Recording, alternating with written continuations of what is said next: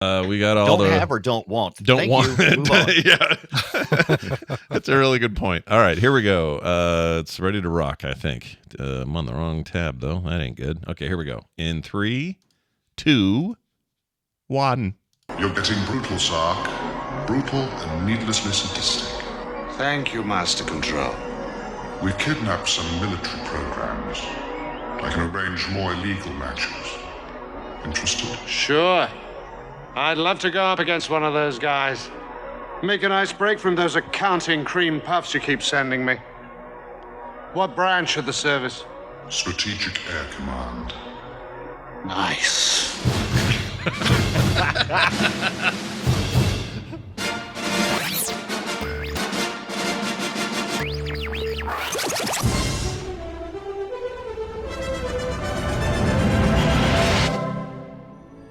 Finish the game! No!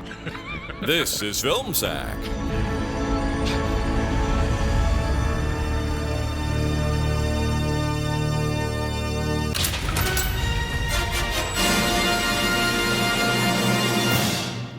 Oh, sure.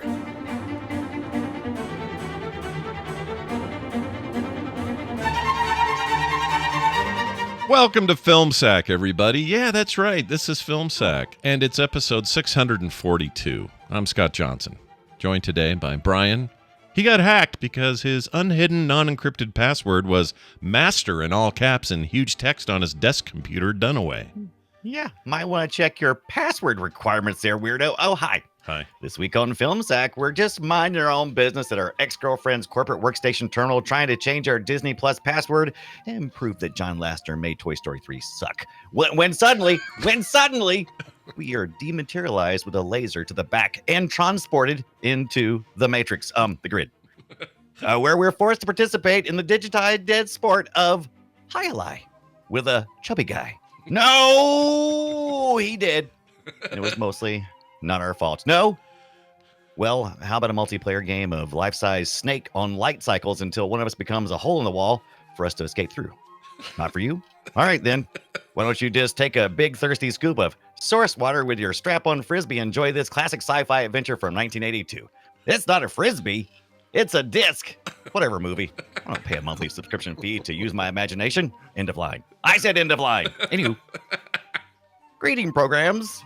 I am the user known as Brian, and I am here to save you from the giant spinning head and to pass judgment upon those who do not have the proper pleasing body shape that is required to pull off wearing a full bodysuit for an entire movie. Chubby guy, I love you, but no. Go join the guards with all the shoulder pads. Old guy, hey, I love you, but no. However, are you okay with being covered up completely? Except for the wise old face. Perfect. Hey, you, flat ass. Yeah. How do you feel about being a total sarkin a-hole? And remember, folks, it's not body shaming if nobody should be wearing it. Nobody. Randy? Programs drink water. Do they pee? Where, Randy? Where do they pee? You don't want to know. Master Control. Yeah. Nice. In their little system dump. Their discs. Pee in their discs. Yeah, they're disc. Those are frisbees. Frisbees. I'm not stupid. They were frisbees. That is a brand. That's right. Yeah. The product is a flying disc. That's correct. It's the Frisbee flying disc. Get them today. It's them trying to pull a fast one. Yeah, a little bit. But also with us today, we have Randy. He's never been happier than when he's gulping down a Frisbee filled with Tron water. Jordan. Aloha, Scott. Brian. Thanks for joining me here in this completely digital world where we can leave all of our analog parts behind, with the exception of analog clothes that cover our analog bodies. End of line. Oh, also our analog voices. That's odd, isn't it? End of line. Now that you're here, I have some really good news for you. It turns out that you happen to be a brilliant programmer who basically built this place. And you're apparently really good at all of the X games, or at least the 3 X games we're going to subject you to in here.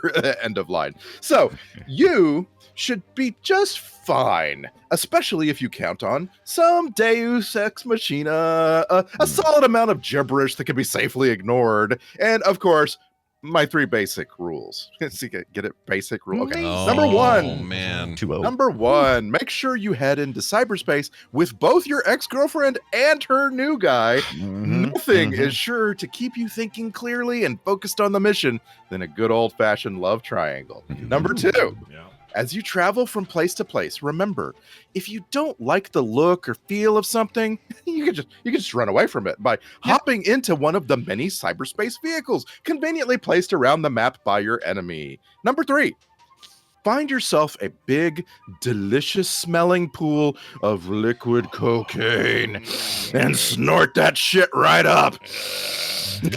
Just stay up all night and defeat the final boss. I just need to do one more snort. End of line. End of line. That's pretty good, doing lines. I like that. Yep. All right, with us finally, Brian. Don't know about you. I think them 2-legged ships look like one of them there Cylon deals ibit. Yeah, it sure does. Or something from Black Hole. All right. Well, I was wrestling between 2 different songs this week, and the one I didn't use would have been a parody of Hall & Oates' "She's Gone," but it would have been called "He's Tron." If you everyone knows the chorus. Boy, the verses not so fun to work with. So decided to create my own wall of sound like Ronnie Spector and provide this one for you. That was freaking great. I almost did a TRON intro myself. Oh, did you really? Yeah. I've been watching Key and Peele. You know, they do the old AA run. And I was like, no, must avoid. By the way, there are a bunch of boomers thrilled that you went back as far as you did for this song. Yeah, back when saxophone was fun instead of sexy, which is what we grew up with. Right, exactly. Yeah. I seriously tried to find a way to find the MIDI of the Tron, like all of the Tron, and then plug it into a thing to have it play it as saxophone and use it for the saxophone. So I couldn't do it, so I just had to ad-lib it. That sounds like a lot of work. And look, our pay grade is not where it should be, everybody. So I understand. Well, we're talking about Tron, obviously, and Tron is a movie that is rad, and we all probably like it in some way or another. It's got its issues. We're going to talk about it today. But first, let's let Fake Fletcher explain. TRON! A computer hacker is abducted into the digital world and forced to participate in gladiatorial games where his only chance of escape is with the help of a heroic security program. Young Jeff Bridges and Bruce Boxleitner are all up in this shit. Oh. Wow. Went far there. I don't know what happened there. That was Fake Fletcher. Yeah, that was Fake Fletcher. Right. Yeah. It writes its own line. Yeah, I didn't do it. We're talking about the 1982 classic Steven Lisberger film. He directed and wrote this, co-wrote it with a bunch of people. Starring Jeff Bridges, Bruce Boxleitner, David Warner, lady what just passed away. Forgot her name. Let's see. Yeah, just like in January, she passed away. I was really? reading about that. That's our Laura, who, by the way, everybody else in Tron world was all like, "My name is Ram. It is Ram. Yeah. I am Flynn. How are you?" And he's all like, "I am still Laura." Yeah. Just spelled differently. Lori. That's right. Yeah. That's all they did to change her up. But she just passed. Let's see, what's her name? Cindy Morgan. January. Was her name. Cindy Morgan. Yeah, it's unfortunate. She was also in Caddyshack. Yeah. Well, among a a bunch of other things, but she was busy. She got her start. Falcon Crest. My goodness. Yeah, she passed away, and then her roommate found her. Came back from holiday. It was kind of tragic. I was like, man, that's terrible to read. It was awful. Anyway, multiple episodes of Chips playing different characters. Oh, goodness. And all of them kiss and punch. Yeah. Many different flavors of chips is what she was. Yeah, kiss and punch and all of them. Boy, it makes you wonder if there was like any other woman in like on the set in her wasn't. world. Yeah, like she was like the what only was one. it like for her on this film? Jeez, no kidding. She was the only one that had the bodysuit. I was like, okay, that's fine. Oh, you know what? I didn't think about that. Maybe there was a. I mean, this thing did have a budget that was. They were over it. It was also low. They had a lot of stuff they had to fake. Maybe they didn't have enough suits. Probably a I bunch don't of know. staff. Right, you can only afford men's suits. You can't afford form-fitting women's suits. I think there might have been a woman in the arcade, but I'm not sure. So there might have been more than one woman in there this was entire plenty film. of women in the arcade. There's plenty of women. Yeah. Yes, I know. Plenty of women in the arcade. So realistic how they all watch you play and then they cheer for you and grin. Yeah. Oh, I like what that. I was wondering if realism that's in ever the if arcade. that ever happened to any of you where you're in an arcade, you're playing, you're doing really well at something, and maybe not a crowd, but you get some onlookers who aren't friends of yours who just come and sit and watch you play to see how far you get. I The did. original Twitch. I did because we had the contest. The one where I won the digital watch playing Crazy Climber. That I had a crowd for that, but that was because it was a contest. Well, because it was a contest, they wanted to. Doesn't People really. did it all the time at our arcade. I had some with. Yeah. Go ahead. I was going to say we had it all the time. I mean, it was pretty common if you were, but most of the time it was just people going, "Are you done yet?" Yeah. My turn. Yeah, and putting quarters up and stuff. If you look at this picture I just put on our Discord, this is from the movie. There's this kid there. Right. That is Yeah, I love the basically that's me at 12. Yeah. I'm like, You got the sweatband, the white The socks shorts that pulled are up too short. almost to your thighs. Yep. Your socks doing the work your pants should be doing, but since they're so short, the socks are having to take over duty. Yeah, yep, I got you. super thin. exactly. Like I was so skinny then. That's about what I looked like. Yeah. But Asteroids Deluxe, baby. Yep, Yeah. everything about this rang true when they were hanging Did out. you in Flynn's pop the arcade. collar though? You should have popped the collar. This is 82. Would you have popped the collar? 82 maybe. Yeah, Maybe. why not? Yeah, I mean, I'm like maybe. 11 or 12. I don't know what I'm doing then. Who knows Yeah. what you're doing? Sweatband. What you need a sweatband for? No, dude. Well, I mean, you saw Flynn playing. He got all sweaty. His shirt was. Oh, that was so Sweaty gross. playing Space Paranoids. Yeah. That's before we knew about air conditioning. It Yeah. was 82. It was rough times, people. We may as well get this out of the way. Gross. That's what grossed me out is how sweaty he was. That was. I gross. was wondering if there was anything. Okay, so that was it. It wasn't them all drinking from the same pool, hands just sticking in there, and like, did the Disney set folks really clean that water? I mean, that's a good that was in point. cyberspace. That's true, but from it a was- production, okay, all right. But Ibit has That a was down point. the Pirates of the Caribbean. Come on, you know Yeah, what was there. but Ibit has a point. You're from a production standpoint, they are all drinking out of the same little weird artificial space with water in it, and that filled is with kind of some gross. sort of Disney hose or something. Yeah. It's, You know, Jeff cyber hose. Bridges. You know, Jeff Bridges was fine with it too. He's like, whatever, let's do it, man. Come on, let's get here. Let's get some water. Let's share some water here, man. Yeah, I remember though as a kid. Just to speak about that for a second, I loved the idea of this glowy, drinkable, whatever it was, Tron water. We called it as kids. We were just like, dude, wouldn't we love to get a big glass of Tron water? Like it had a bigger effect on me than blue milk in Star Wars, or think of all the famous liquids of your childhood movie days. This is it for me. Tron water is it. I didn't like Tron. Oh, what? Really? As a kid, you didn't. Oh, yeah. I guess we should probably start with that, right? The Yo, movie yeah. I didn't like doesn't. Tron as a kid. The movie doesn't want to be like for kids or for Yeah, not at family all. or really for anybody. This is a movie that's like about showing you something that you've never seen before for an hour and a half. You're going to see a person's conception of a virtual place.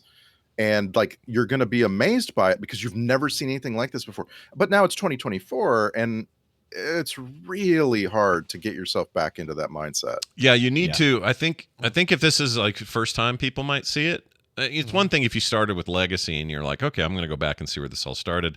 Then you can probably appreciate it for what it is. Legacy for most parts is a modern film with modern effects, and even though it was 2010, it's been a bit. It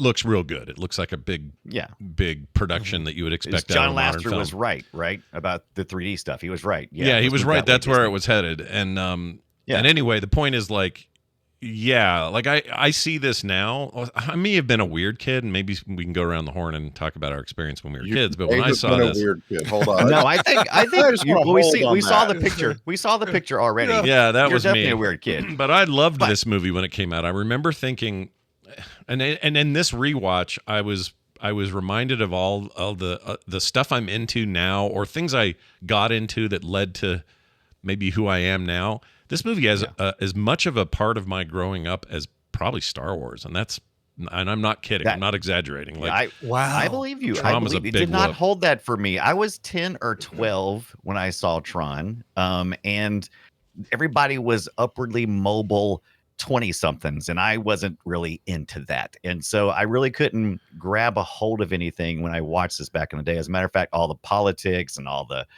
all the things that were just zipping by me, I just wasn't impressed as a kid. And seeing things that are colored at black and white and everybody walking around making clonk clonk noises, I was just like, the light cycles, I was like, yeah, that's badass. But the rest of it, I was kind of like, I'm bored.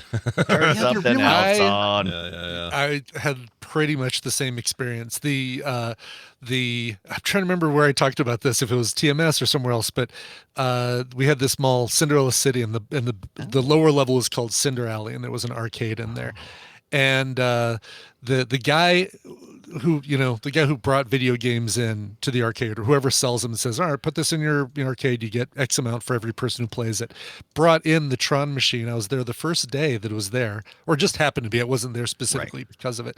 And but the guy was giving free play on the machine, but you could only play it once, or at least one time in each of the 4 things. So if you died really quickly, he'd let you play it again. But so I got to do light cycles in the tank and the MCP deal, and loved the game, hooked on the game. Like me too. It was one I kept coming back to after that day when they had it just fully installed in the place, and I'd go and I'd play that in Tempest. Those are my biggies. Yeah. And then the movie came out, and I'm like, all right, this is cool. Oh, look, there's the tanks. Oh my God, there's the light cycles. Oh man, the rest of this is kind of boring for a 12-year-old kid. Right. Yeah. Let's set sail. See, and I think you guys are normal. I think you guys are kind of the I think it is weird and boring for kids. I don't know why it glommed onto me now. though. I wonder what it was, but it was at the artistic elements of it that really drew you in, Scott, because you have obviously you have an eye for that. I think so. Maybe it was that, or maybe it was this sense of inside of there. You know what it is? It's worlds within worlds. I love the concept of you shrink me down, and metaphorically, a bit is a binary creature. Yes, no, yes, or you got like the different programs represented by individuals. It suddenly personalizes this. Otherwise, this guy's a spreadsheet in real life, but in this thing, he's like a breathing, living thing, and they're going to be. Do you think at the time, or even 15 years later, the idea of personalizing programs really landed for general audiences? Maybe not, and that's why this thing bombed. Not in 82. This thing completely bombed. It was like a horrible bomb for them. Disney stopped making live action after this for like 10 more years because this and Black Hole were both just like stinkers. Black holes? In terms of box office. But this one there's a sauce under the hood here. It's more conceptual than anything, right? It's not even how it's executed. Yeah, it's glowy and you drink a lot of it, and it makes your suit light up. But anyway, that sauce I think was always there and always just needed a little bit of a push. And I'm not even going to stand here and say that Legacy nailed it. I will say this: yesterday I finished this. I had about an hour and a half before I had to go see Dune. Part 2. Yeah, you were before you were required by law. Yeah, required by law. I love the movie, by the way. But listen to our pre-show. But anyway, I went. Before I went. You know what? I'm going to spin up Legacy just because I'm in the mood. Oh, yeah. And I watched half of Legacy, and you know what? I was too hard on Legacy in 2010. I gave it shit for that horrible. The Jeff Bridges face was weird, and it is still weird. But in 2010, it was pretty good. If you think about it. If they redid that now and said, "Hey, we're doing a remaster of that movie. We're just going to redo young Jeff Bridges CG, and we're going to deep fake it," and I would actually be okay with that because it really does take you out. But that movie's badass. That movie's cool. I love Legacy, and it approaches the thing that I felt like Tron missed. Look, first of all, let me just say, Tron is an important movie. It has. I mean, when you look at the special effects they did, the CGI stuff they did in '82, I was like, at first, I was like, wait a minute, am I watching a remastered version of this? No, I went back and looked at the stuff. I'm like, shit, they were doing this in '82. That is pretty freaking impressive. I mean, it was 5 years after Star Wars, and Star Wars had some pretty great. But not fully realized. Well, there was no CG in Star Wars. It was all practical effects, and you could argue, well, that's to Star Wars's credit because that stuff looked like shit back then. But what happened here was, and I really believe this director had a vision. and those he had around him to figure out a way to make this look right and work. Now, I will say the weakest part is when anyone's standing around talking in those suits and that horrible glow effect is on. That did not look good. But anytime there were tanks fighting, those big scary ships floating with the two legs, the light cycle stuff, that shit still looks cool, man. Like, I'm actually going to defend the weird standing around blue glow because I liked it.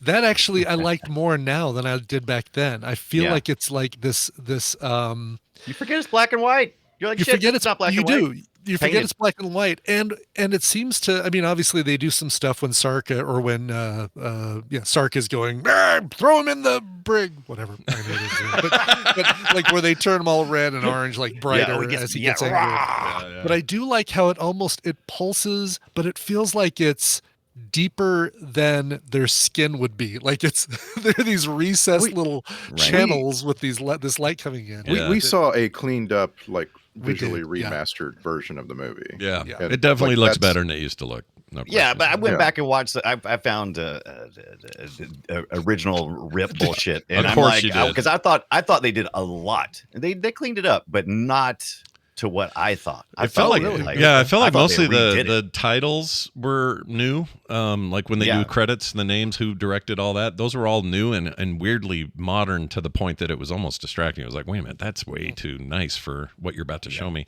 But the film itself, other than being cleaned up, just remastered, they didn't do much else to it. And I'm glad they didn't, because it doesn't really need it. But you're all correct. Like, there's things about this thing that are still striking. And what I find striking today, even when I'm like, oh boy, that doesn't look right, that green screen's bad, whatever, I still go, but the tenacity of this shit. Yes. Like, look what you did just inside the tank controls of him flying around with one leg. And to the extreme they went to make a set that had all those lines and circles and circuit board stuff in it. And they established an aesthetic that still works, and it could have gone 20 wrong directions art direction wise. It really could have. And instead they reined it into something that actually works, still looks cool. And I'm noticing even in the new one, which obviously is a way more advanced effects thing in Legacy, there's still, all of it is an homage to that look. And it deserves it. Like, I just have huge respect for it. And especially in 82, man. Standing up, looking at it, just going, look at us. Look at us. And it, I don't know, I love it. For me, definitely enjoyed it way more. This is probably my third viewing. We watched it, saw it as a kid in theaters. And then a few years later said, oh, let's give Tron another shot, and liked it a little bit more. This time I liked it a lot more. And I feel like it's a great first 3/4 of a movie. Like, it's a 3/4. Yeah, it's there's a point about 3/4 of the way into this movie where you're like, okay, don't forget to have a plot. And don't forget to tell a story. And we got to wrap stuff up. Let's get on it. Come up with rules and stick to them. And like all of a sudden, Flynn's saying, I think I can just jump into the master control program's head, and that'll work, right? It'll give him a brain freeze. It's like, yeah, you're right. Those things seemed cool then, but I think that stuff's like, it's pretty throwaway now. It's pretty dumb. Cut to, we did it! Yay! Cut to, hey, I've got a helicopter. And credits. Oh my god! The very last scene was the best thing in the movie for me. Oh, that shot is great. I love that shot. You get to this point where you need to come down off of the climax of the film, and the characters are standing on the rooftop, and this helicopter pops up. It just pops up out of the background, and you're like, "Oh, hey, we did it!" Well, the idea was it was supposed to at first sound like something in the world, right? Or something in the cyber world. And you're like, oh shit. And then there it is. It's like, and then they close with, in my opinion, the best shot of the movie, which is a shot of a city and you realizing that the city is kind of organized the way that circuit boards are. Big agree. Like the way they do it, it kind of darkens and speeds up and you see traffic zipping around like bits. And it's just like this amazing, like, yeah, that's right, dude. Tron. I think the director made some really good choices here, because they could have really gotten bogged down into, because they threw a whole bunch of, political structure, religious structure stuff they kind of wanted to talk about, and how it parallels things in the programming world related to the real world. And they recognize it's like, no, this is just a movie about some really cool world building shit. Let's have fun with it. And Well, so they yeah, did. by the end they did. I think in the beginning you're Yeah. right. They were like, oh, the users are like deities, and we want them Yes. not to believe in that because we need to control these programs. Right. So we want to push that down. Anytime they bring it up, we're going to call Isolation. them, we're Yes. going to give them shit and put them in cells and all that. So I think that's good stuff, and it's great. I mean, the best movies, deal with real human issues, right? Right. But then this thing, to Ibbott's point, the final third just says, what if he just jumped in the head and we all got out of here? Let's just get at it. Come on. Yeah, what if we could just go anywhere we kind of want, even though, see, here's where it kind of breaks. If the MCU, Master Control Unit, I call it, not the Marvel That's what they call Cinematic it too Universe. sometimes. Yeah. Right. Yeah. That thing, if it's all knowing, all controlling, all whatever, and even can eke out into the real world and control people out there, or influence them anyway, it should be able to notice when Flynn is driving a tank in a little ravine. Please do not try to get into inconsistencies in the logic. Yeah, you here. can't do it. You can't do it. It's really dangerous because they could go crazy. Like I'm excited about this Ares film, the third one. Yeah. Talk about timing. Like we get our first look at Jared Leto's costume in this thing yesterday. Yeah, he looks evil. Yeah, he does. I mean, and the costume looks evil too. Yeah. He looks like Jesus. Anyway, but when they when that comes out, I hope that they explore the public consciousness is a little more savvy now, right? So even more than Legacy. So how much will they cater to the crowd who knows nothing about computers or how they work versus will they do some fun stuff with, this is how computers work. And if you can hide from the central command unit, how? Well, you do that with encryption, or you do that. You know what I mean? Like, they play with some of those modern things that we know now? I don't know. As a society, we're definitely much more educated about that sort of stuff. In '82, I was just getting into, I didn't have any mainframe experience, but I was messing around with, a VIC-20 and a Commodore 64, that kind of stuff, and basic. I had some ideas, some basic stuff. But I was pretty ahead of most of the people my age working with computer stuff at the time. So yeah, I think we're a lot more savvy with all of that now. Well, and Legacy and Uprising both reflect the change in everybody's understanding. Like they basically, both Legacy and Uprising have seen Tron. Yeah. Right. But they also have seen The Matrix and so on, and they have like this like really advanced set of ideas. But they also, like, I was thinking about how we watched Uprising when it came out, and like it's kind of stuck with me as one of the pinnacles of animated storytelling. And like how'd they do that? Well, I mean, they put aside some of the stuff in this original movie that's so, I don't know, cheesy, or I don't know what to call it. Unnecessary, probably. Sure, it's like, unnecessary. That's the word. Sure. Yeah. I've not watched any of it, and I have a hard time getting past the weird look of the people in the title card. Which one is that? The Tron Uprising. The Uprising. Tron Uprising. Yeah. The art is weird. You're not wrong. It's weird. It's also, it throws me a little bit because it's Frodo is the main character. Elijah Wood plays him, and that's all I can hear is Frodo. It drives me a little bit nuts. I don't know why. That's a me thing, but it is a very cool story. Like, it's rad. Okay. But that art is freaking a weird choice.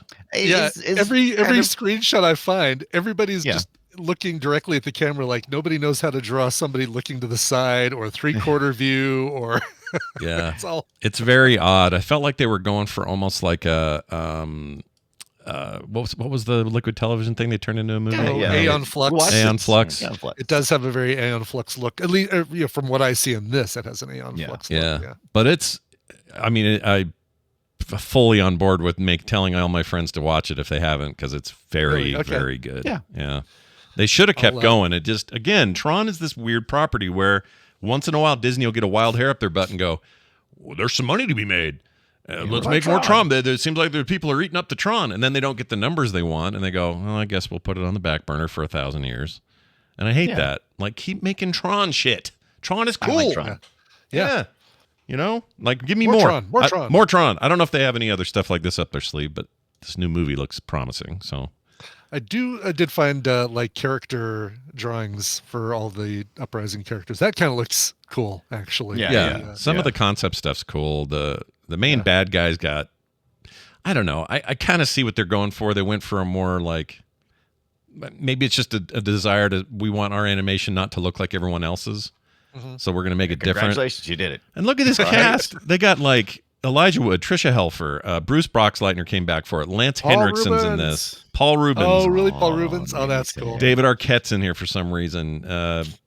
Just an amazing bunch of voice. It's highly rated. Why it ended after 2 seasons just makes me want to fart blood. I hate it. It makes me mad. Tell me the second person from the left in the top row there is voiced by Matthew LeBlanc. Nah. Hilarious. I don't know. I could see that. That would be really young great. That's funny. I guess it's Matt LeBlanc, Matthew Perry, Matt LeBlanc. It is. You know what's great about these though is that Jeff Bridges is definitely Jeff Bridges. Yes, it's so clear. Like they started with that one, said, "Look at the cool Jeff Bridges." All right, now create 9 more characters that are in that style. Yeah. And you got like, I don't know, like some of this emo kid with the white striping down his face, and he just looks like he's like, "Shut up, mom. I'm not doing what you want me to do, mom." You got your blue hair in my face. You got Spock there, sort of looking dude. Bottom center Spock. Yeah. Anyway, What's great about Tron Uprising is that it tells a lot of stories about the characters' relationships to each other.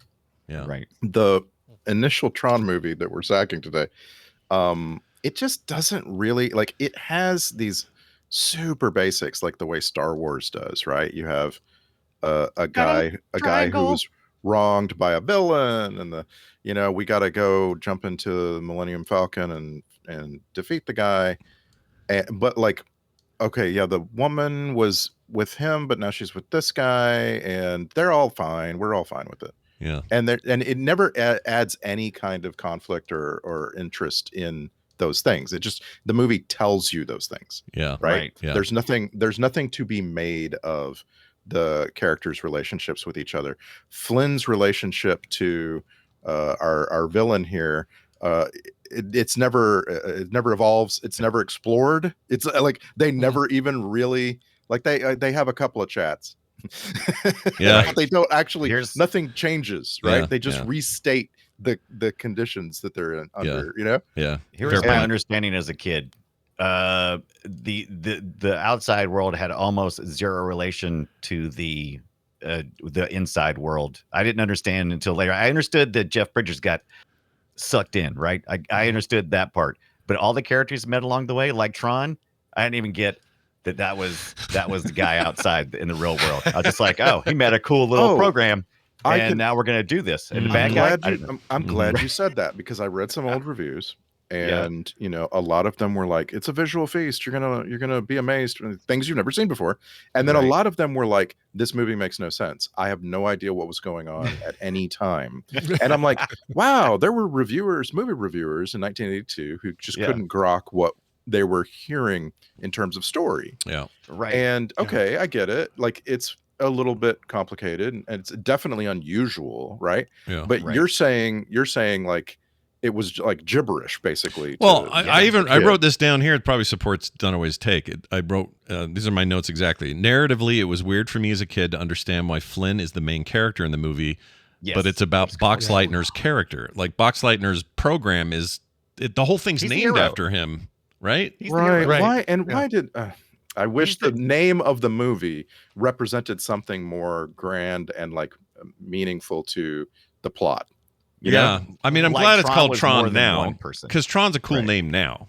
Yes. Right. Like it's usable. It's single syllable. Like, it's fun. It means something to us. So if this thing was called Clue, we'd all hate it, because first of all, it would sound like Clue, the other movie, and the board game, and that would be annoying. There was a clue in this, by the way. But yeah, go ahead. But that's Jeff Bridges. That's my point. Yeah. That's my point. Yeah. You can't call this movie CLU. Right. That's just weird. or maybe you could, and we just all wouldn't think about it now. I don't know. What's that other dimension where they called it Clue? Maybe everything's fine, and there have been 15 Clue movies. I don't know. Like I didn't even get that the old man in the movie in the world was the same old guy who started everything. Oh, And it really really? confused me Yeah. when they revealed it was like, don't look behind the curtain. It's the old man. Yes. He was the old man the whole time. Wait a minute. Wait, this I is thought he the was this is good.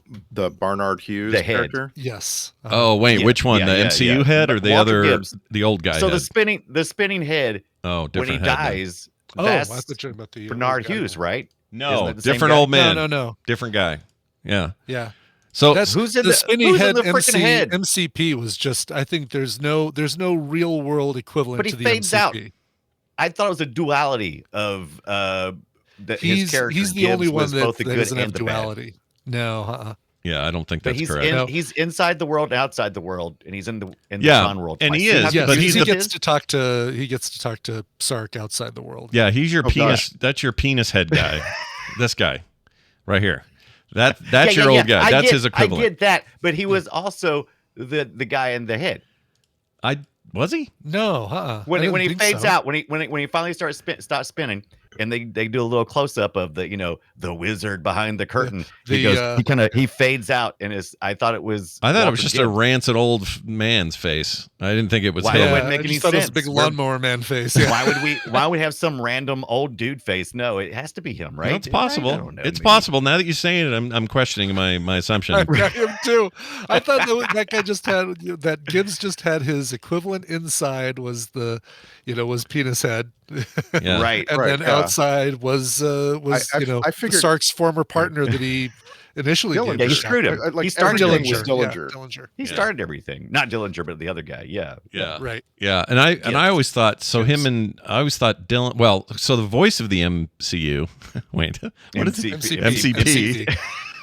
I keep wanting to That's call the him control unit. program, not unit. Yeah, I keep saying Right, unit. right, unit. The voice of him is Warner, just modulated, and so Yes. when that peeled away, I thought we'd see a version of Warner in there, but because Me too. Warner was represented by that other character, yeah, that's Right. now it's all kind of confusing. You know, I just took MCP as to be this creation that is the link for Dillinger to the Tron world besides his programs, or basically he is the ultimate program, and Right. did not have a real world Equivalent. analog version equivalent. Right. Yeah. Well, I wonder about that because Flynn had talked about Dillinger as being he's just a hack, right? He can't write his own shit. He's a Right. hack. And so I was like, how can you write a master control? He probably couldn't.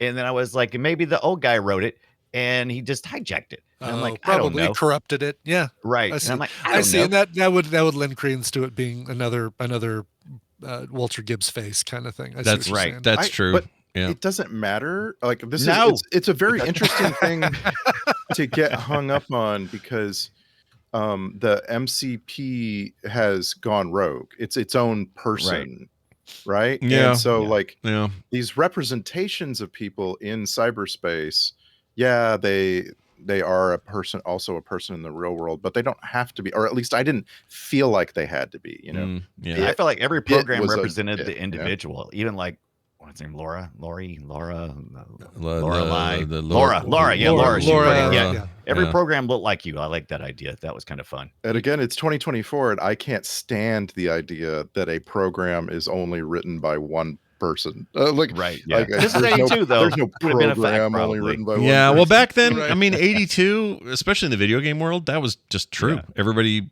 every game was one Yeah. dude, and that was not unusual. In fact, it was come much later where it would be teams of people.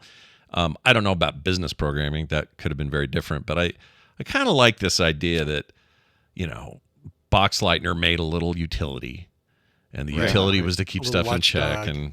and there's something about that being represented by this heroic figure in the world. That is, but it's again so upstaged by Flynn that it's not about Boxleitner at all. Like that's my biggest narrative problem with the film, even Yeah. to today, is that Tron himself is he's not cool. Not important. No, No. he's not cool. You got to have your you got to have your swashbuckling pirate, right? He's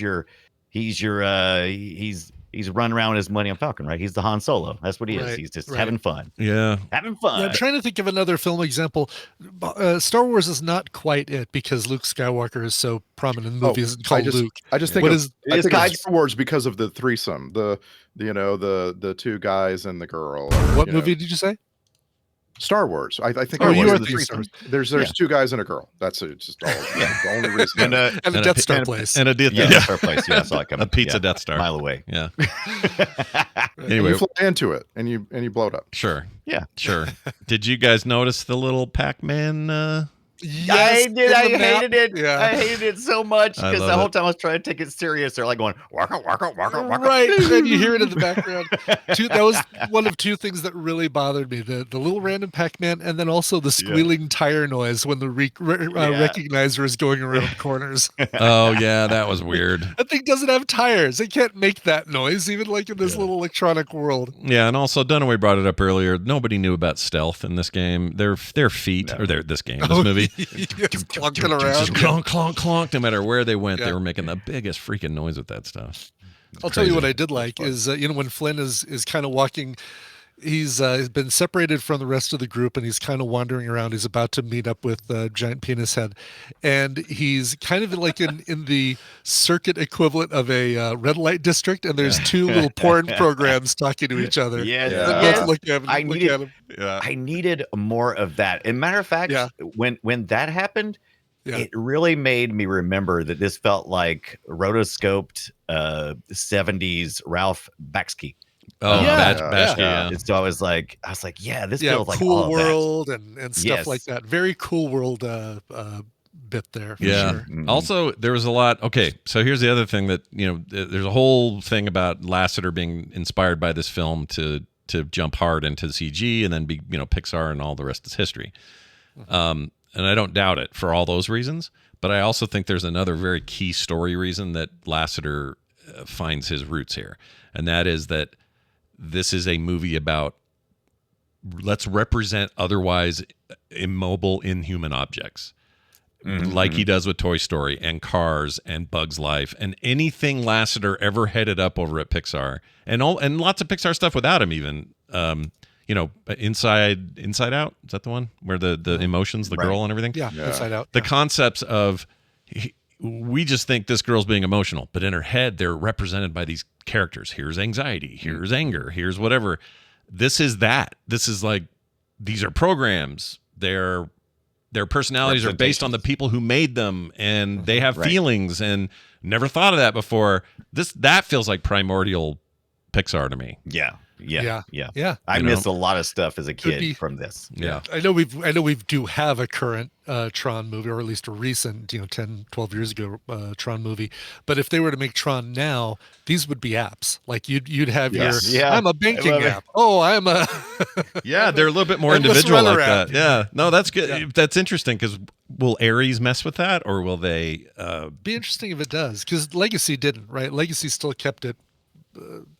I need to see Legacy. Yeah, again. watch Legacy again. I think you'll be surprised at how much maybe more you like it outside the hype bubble, but also you'll see where I think they went too light and assumed we were dumb, and then in a couple of places were smart about the way they did things, and then also the soundtrack is insane. But as far as I can tell so far, I'm only halfway through the rewatch. I don't think they bring up apps. It's more like, in fact, they barely talk about them. They don't even make a big deal about everyone being a program.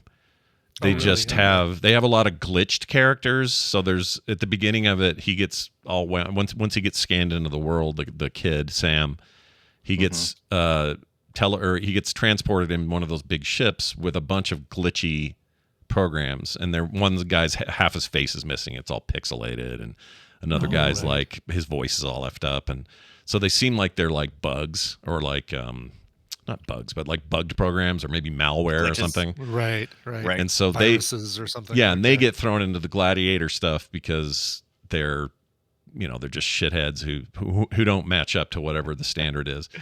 And so far they haven't even said, other than him, he's like, I'm a user. I'm not even they do bring it up, but they don't talk about programs as much. So I don't know, maybe the new movie will avoid that too, because maybe that's too if you do too I much think- of that, you set it in a time and then it doesn't hold up 20 years later or something. I don't know. Yeah. I don't know. So I want to make a claim, and that Oh. is that the movie Tron benefits greatly in memory from the fact that Jeff Bridges goes on to be a superstar in Hollywood. Mm. That if you had cast someone like all the other people in this movie are a tier or two below later, and Right. if not for him being here, it doesn't have quite the the cachet that it does later. Yeah.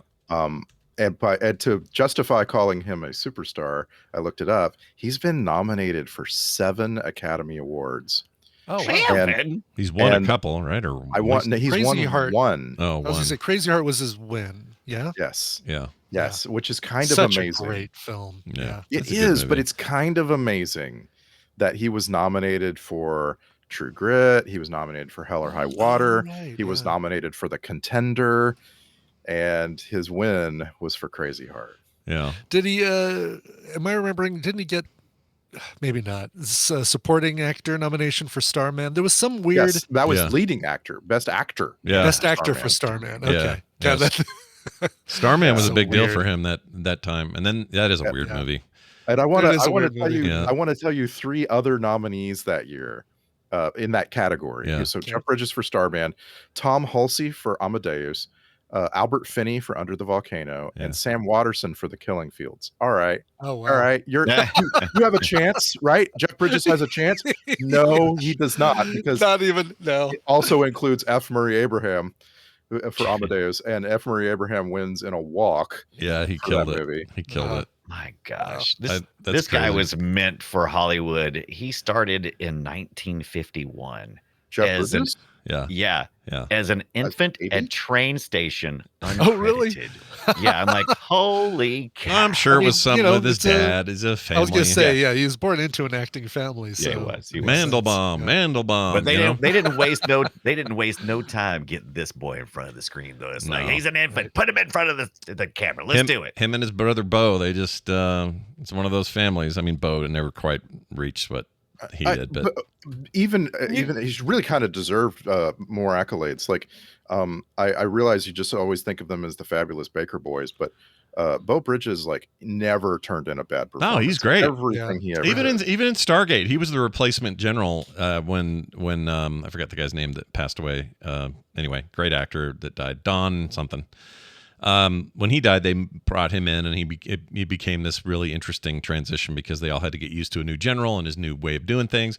And it's just this syndicated show, a science fiction thing that people watched on weekends like TNG and stuff.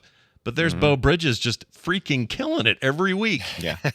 He was so good. And at I'll it. defend Fabulous Baker Boys too. I think that's looked at as one of these like 90s throwaway sexy smoky saxophone kind of movies. Yeah. It really was. I mean, you look at that and Tequila Sunrise and things like that of that time period. Right. And they had it felt like they had this one purpose of like, oh, we're trying to come up with Basic Instinct but with pianos or Basic Instinct but with and I feel like that's a much better movie than it probably gets credit for being. Yeah, It I like makes it you too. wonder why the two of them didn't make more movies Yeah. together, because Oh, they for have sure. incredible chemistry. Yeah, Sure. yeah, they were great. And the other thing about this movie is you got Bruce Boxleitner, who, in theory, and he's on the cover of the thing. He's holding up the disc. That's not, Jeff Bridges in there.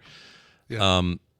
It's a fine career. He's Babylon 5, very good in that. He's, Yeah. Oh, that's a really good career there, baby. yeah, he's still working. He's in this.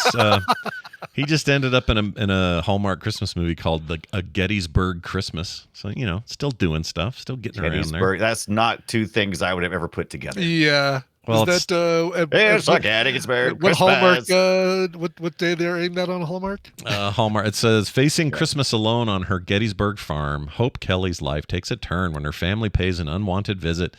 Sorry. What? A Christmas movie about family problems. I know, weird, right? Yeah. That's weird. But he never really had like a huge moment. Like he's respected, people like him and stuff, but that wasn't it. This is Jeff Had a Bridges nice- is your guy. Yeah, he had a nice run on the Berlanti-verse Supergirl as the president. He does a good president. He does it on. He does a good in president. The He Orville was as in well, right? he was in Transformers. I'm sorry, he was in Transmorphers. He was in, Get out of here! Was he really? yes, he Oh, we was. may have to watch that now. All right, now I've got to take some of it back. Then Every Sorry, man. every extra Tron thing they did, like video games, offshoots, yeah. short films, all that. He always was doing that. Always doing? happy to. I'm in. He I'm was in. always down. A couple episodes of Family Guy. Yeah. Crossing Jordan. Tons of TV shows in the 80s and 90s. Lots of the TV, like he basically follow the rounds on all the TV shows, right? Yeah. Like Beretta, Love Boat. Well, Yeah. If it all just started at Babylon 5 and ended at Babylon 5, that would be fine. It'd be a wonderful career. It'd be okay. Yeah. Period. Yeah. He was in Yeah. Kenny Rogers as the Gambler Part 3, The Legend Continues. So what else do you want? Well, I don't know. Well, certainly don't count your money. What else can you ask for? I always want to put him in the Rocky Horror Picture Show as being the main guy, but that's Barry Oh, that is Bostwick. hilarious. I can It's see the other, that. Yeah. it's the other He's kinda got BB. that Barry vibe. Yeah. Bostwick, not Bruce Boxleitner. Yeah. Yeah. The two It's like there's that only 2 BBs in Hollywood. Well done, guys. That's right, exactly. There's probably another one. Bobby. Bridget Bardot. Oh, there you go. There you Oh, go. nice pull, dude. Jeez. Yeah. Fast. Bobby. Nope. Bobby. Barry Bosworth. Very close to Barry Bostwick. I think I made it up. It did take a Ben- turn. Ben Fun Bye. trivia, by the way. The state-of-the-art computer used for this film's key special effects, one computer they used for all of that stuff, like the fights and the light cycles and all that, 2 megabytes of memory and 330 megabytes of storage. That's as maxed out as that thing was. Nice. Yeah, that show, Poor or our Ram. show No wonder he today, died. if you took 2 copies of today's film sack, that would exceed the size of that storage. Right. Wow. Yeah, think of I that. can't wait on Ram to be to have a bigger part. I'm like, it's such an essential part. Who, It's more Ram? than just a program. Ram. Well, he I was was just like, called, like, but he was just called Ram. He wasn't like actual Ram. Yeah, but I mean, that's like, that's a pretty high and mighty name to give somebody who just That's what who I just, thought. That's very important. Yeah. gets how did he get? I That remember uncomfortable. How did he get That shot? He uncomfortable gets scene. Oh, yeah. they got blasted by when the tanks. Oh, tanks right, hit in the them tank. from afar. Yeah. Tanks. There are yeah. tanks on your I love those motherboard. tanks. Those tanks are Apparently. cool. I love Tanks the are tanks. badass. I do That's what I too. want. I want to 3D print tanks. I want to 3D print Yes. light cycles. Dude, Yes. can you imagine and light it up with some LED strip stuff and all well, that? yeah, not the LED strips, but the or not the bioluminescent wire, the electroluminescent wire. That stuff. Yes. Yeah, EL wire. Dude, So- you make one of those tanks on a little platform, I will buy that shit. Yeah. Oh, But that's poor so old cool. poor old Flynn and Ram having their little moment there. I didn't care for that moment. That was a little too long. And loving. Yes, there was a long Just hand make holding out already. faces, just getting inches closer together. Like, give us some dialogue, something. This is- Something. You want to hear something crazy though? Like, yeah, that scene was drawn out. Let's just put it that way. I kept expecting. I almost made a thing where I made a video where they almost made out, but I didn't do it. I was too tired. This movie was a complete commercial failure. We talked about that at the time. Yeah. Obviously, long tail a little bit better, but the arcade game, which is the thing, I feel like Ibit, you're patient zero for this problem. The arcade game proved to be a tremendous hit despite this failure of the film, and actually, in the end, outgrossed the movie, made more money than the film did. I don't doubt Interesting. that. Yeah. Yeah. I mean, if you put a gun to my head and ask me to pick one or the other, I'm picking the game. Yeah. Oh, yeah, Not the even game is don't even really so need a fun. gun to my head. You tell me, what do you like better, the Tron video game or the Tron 1982 movie? I'm like, video game. Yeah. Absolutely. And the worst Agreed. thing about this movie, even that year, was you'd think it would have just swept all the effects awards, but they got disqualified because disqualified. the Academy nomination, the Academy at the time voted to not do it because they felt like using computer generated effects was cheating. Back Oh, you jeez. bastard! then. Cheating. That is so. That just goes to show you. I mean, We say that's that the reason why about I'm AI always- now, right? That's exactly. That's yeah. why I'm always Yeah. hesitant whenever new technology comes along. And everybody's like going, and I'm like, hold on a second. Let's just see where this lands. I'm not saying this is a good thing. I'm just saying, hold up, we've made this mistake before. Let's just see where it lands. Yeah. And it might end up being shit, but I don't know. Yeah. Let's just wait. It's kind of like the whole well, we can't let animation be in best picture categories, and then when it does, people are fine with it. It's like they're they Right. they like their own farts too much. They gotta like relax. Yeah. Yeah. But don't get me wrong. There's a lot of cheaty shit that's going on with AI, and there's a lot of things that are bad about AI. But let's just if you make your laws. Let's make some laws. Let's protect everybody. Let's all get together, hold hands, and play a little high-lie. This was also controversial in another way, in a technical way. Many Disney animators refused to work on the movie, according to the trivia, because they feared the computer would put them out of business. In fact, 22 years later, Disney closed its hand-drawn animation studio in favor of CG. Yes. So in theory, they were right. It just took a little longer. Hand-drawn animation Lasseter got fired because of this is why he got kicked, and then went and started Pixar. Wow. Hand-drawn animation was ultimately resumed at Disney at the behest of new creative director John Lasseter. Speaking of which, also was the head of Pixar, ironically a computer animation company. So pretty twisted little set of turns. And this always reminds me is like when they have, and they just did this recently, when somebody on SNL got fired and they come back and host. Yeah. It's like that. It's like a weird thing. So this is uncomfortable. I know, right? Let's get past it. Whatever you do, don't Google me. By the way, I did find Tron tanks on several different 3D printing sites, one of which is a tape dispenser. That's what? Great. How? Can you put that in the thing? I want to see that. I put it in our Discord. Oh, you did? Okay. Hold on. Yeah. Oh, there it is. What? Oh my God. Scotch tape dispenser, masking tape dispenser. Also, what is this, 2012 3D printer? This thing is incredible. Yeah, they didn't put a lot of effort into printing this thing. It's like an Ender That's a draft 1 quality. Right. Yeah, that looks pretty draft bad. Quality there, baby. That looks pretty bad. But I would, like one that's all cheesed up and looking good. Yeah, I would. Yeah. Oh man, I would. Oh yeah, you know what I mean? Like with that lighting you're talking about, that wire, that luminescent wire stuff. Yeah, that is so freaking cool. That stuff. It is, and it's perfect for this. I was actually this morning looking for a helmet to see if somebody's made a Tron helmet that takes EL wire. Didn't find that, but I did find some really cool looking 1982 style Tron helmets. Be careful, Brian Ibbett. You could easily fall into Tron guy territory. Yeah, by cosplaying with that stuff. I know. It doesn't take long.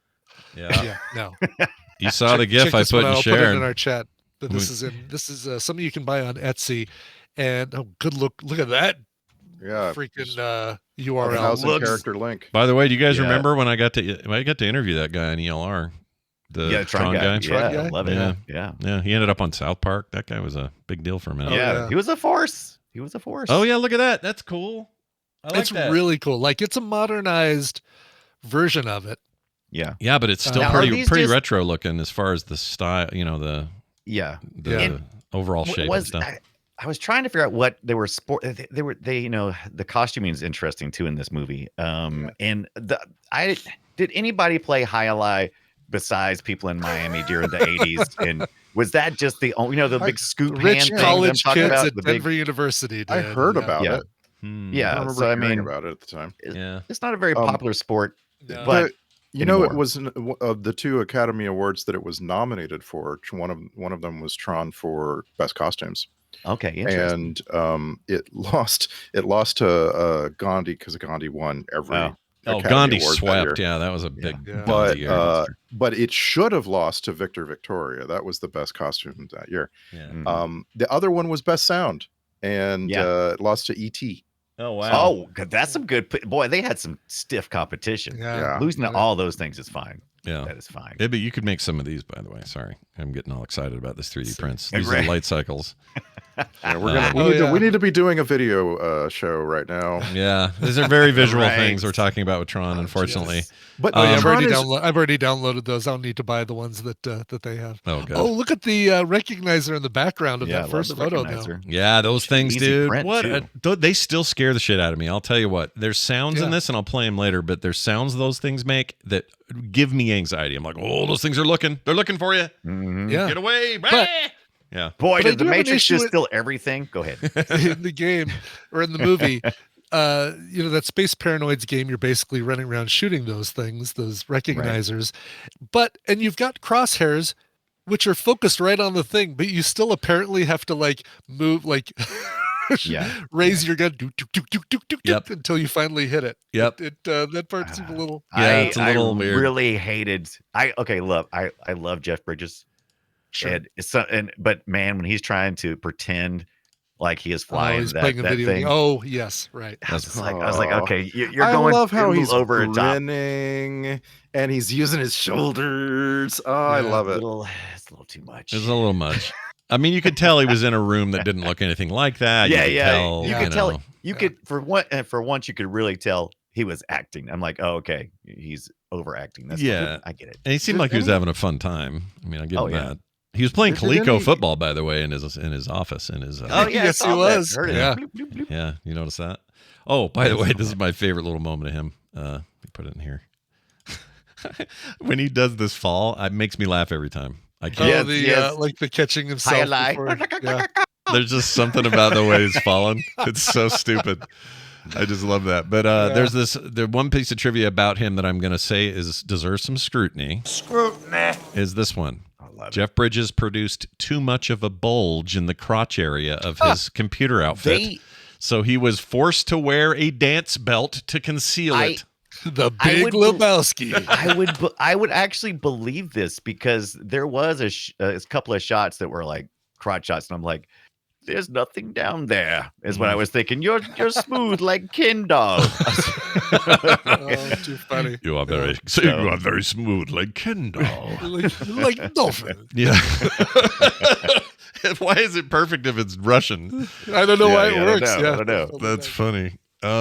Oh gosh, what else can we say about this thing? Did Peter? you think of the Wizard of Oz when you were watching? Yes, that? Oh, a little I bit, yeah. absolutely did. Oh, yeah. Because you Sure, had the duality of Right. The people full inside and color outside. world and Yeah. the black and white world, reversed in this case from Yeah, but also when the MCP stops and it's old guy shrinking back, Yeah. it's like, oh, man Yeah. behind the mirror. Yeah. Okay, cool. Yeah. And then their trip there is very like Tron water, weird ship, strange thing on a string. Like in a lot of ways, this movie lifted. Like if this movie lifted anything, I think it lifted from that. Yeah. Right. Yeah. The trope is called "And You Were There." And you were there? And it's not actually used very much. Like this is a trope that really only has to do with the Wizard of Oz and Tron, and Right. maybe I had another example and I've lost it. Oh, I don't, Alice in Wonderland. Alice in Wonderland is the sure. original framing device for Wizard of Oz and this trope, right? yeah, the Tron. Where- That's right. In this case, he's her. He's Alice, and he's gotten sucked into the thing. And even though he was a hacker computer guy, he didn't know he was going to get into that world and be walking around in side circuits and talking to other programs. Like that's very Alice in Wonderland. I think. Greetings programs. Yeah, So greetings programs. That's my explanation for why I love the final scene in the film so much. Is that there's just it's practically a ripoff of the Wizard of Oz. You were there. Oh Yeah, my gosh. Yeah. I felt like that. You know what else is funny is I used to want David Warner's desk so bad growing up. I wanted that desk Oh, so yeah, bad. with it's basically a big touch screen. You know? Yeah, I thought that was so cool. And now I've used enough virtual keyboards that I do not want that desk. I want a regular keyboard. Yeah. Right. Yeah. You know? Yeah. Plus, you'd have to you'd constantly be cleaning that thing, like getting fingerprints of it. all Yeah. off Plus, of it you'd be and stuff. leaning over it to see. I need my screen up in front of me. It's not good for your posture. Like, there's all kinds of problems with it. But at the time, I just thought, man, that is rad. I did like his comment, which I feel like is just getting more and more true the longer we get in this world. But computers will start thinking, and people will stop. Yep. And it's just like that's the big fear, right? That's It is, that's what we all. That's what That's we all- I'm Yeah. expecting that in quotes, Scott. So you better have that. Yeah. oh, sorry. Yeah, I may. And it's fine if it's not. And also, I just felt like we were talking about 3D printing earlier, but I didn't really bring this up. This felt like conceptually what we would be doing with material. Like it's in reverse, sort of though. So Yeah, pulling like the way it scanning breaks him down in. Flynn before it Willy Wonka. pulls him into the world. Yeah, and when they did it with the orange and they reassembled it, I just kept thinking, Yeah. this isn't that different than me saying I want a statue of Tron. How do I do it? Well, I print it now and I use a 3D model, and suddenly it's real material. Like it. I don't think we're too used to this. If you could just go back in time when there was no personal 3D printing and then jump to today, this is magical what we do. Yeah. Like when Brian does something cool with his freaking resin printer, that is crazy.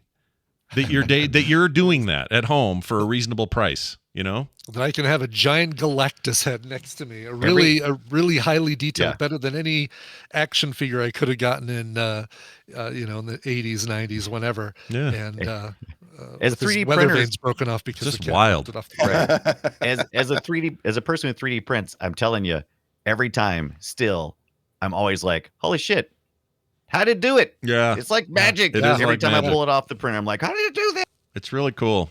I hate to lose sight of how rad that is because it's going to become so ubiquitous we don't think about it. Like anything else, I guess.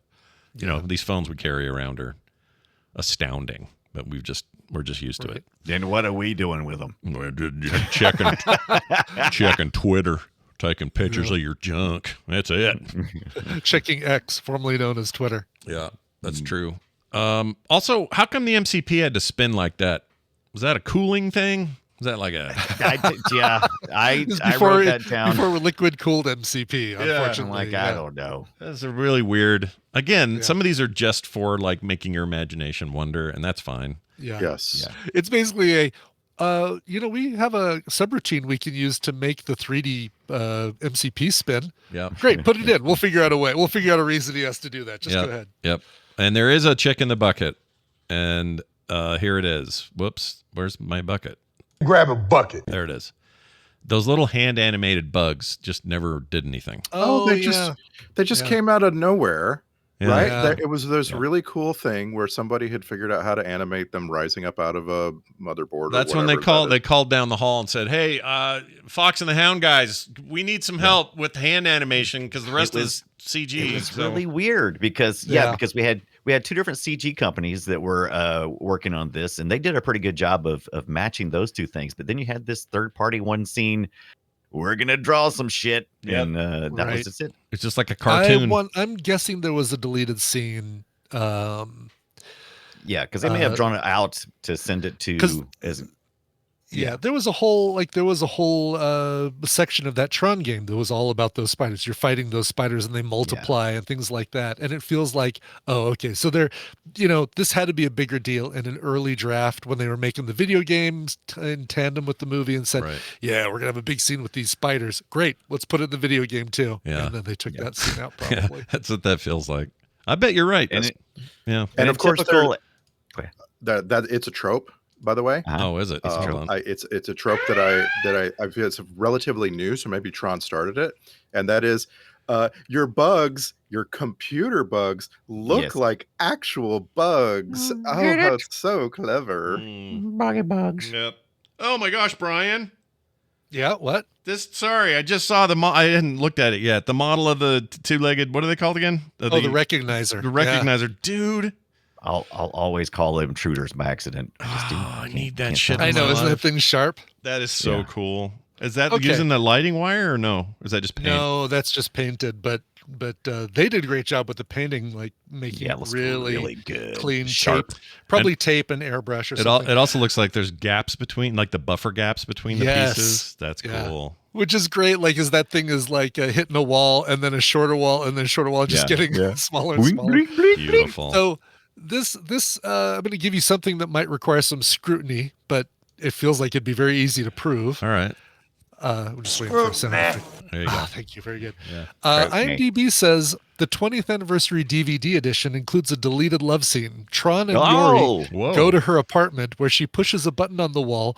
The walls disappear and her uniform changes into a different costume. Tron asks her, "How do we get into the I.O. tower?" She replies, "First, you have to go all the way down," as she moves her hand down Tron's body. Really? I was hoping that they would have an I.O. sex joke. Wow. I was also hoping you was going to say Flynn and Ram had a love scene, but dashed. Wow. It's like, I guess it's easy enough to prove if anyone has the anniversary edition, but it just feels like whoever put this in did not see the rest of the film and said, "Yeah, this will fit." Yeah, that's funny, man. Yeah. I kind of want to see it. I just need to know. I need to know. Yeah. All right. Well, here's what I need to know. Are these clips any good? That's the need to know basis. Sure. Or something. I'll tell you. It's a terrible transition. Let's play them, though. We got a few here. Let's start with this one. This is Tron saying nice. Nice. Oh, no, that's David Warner. Sorry. That's it, Yeah. Sarkin that hole. He's we don't say enough about him. We've seen him in plenty of Film Sack movies. He was an amazing actor. His death sucked, and I know no one can live forever, but David Warner, rest in peace. That guy was great. Can't play these video games. I can't play these video games. That was the nerd. Why does guy. it sound so much like Mark Wahlberg? Oh yeah. I can't play these video games. Oh, weird. Randy, weird. That's weird. Wow. That sounds just like him. I can't play these video games. What the heck, dude? Dude was like 5 years old when this movie was made, and it sounds just like him. I think I found a transformer. All right, what's going on here? Hey, what's been going on in the other sectors? I've been stuck here for 200 microcycles.